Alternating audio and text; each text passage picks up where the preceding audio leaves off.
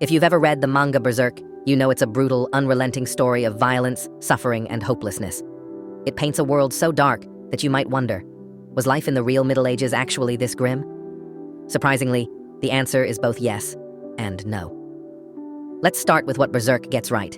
The Middle Ages, especially in Europe, were indeed a harsh time. War was constant.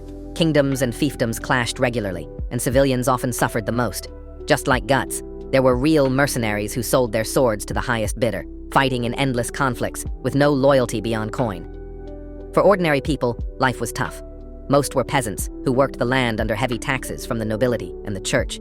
Famine, disease, and poor hygiene were daily challenges.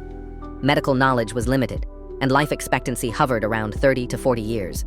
In that sense, the suffering and despair in Berserk reflect real historical hardships. Religion also played a massive role in daily life. The church held immense power, economically, politically, and socially. People could be accused of heresy and executed.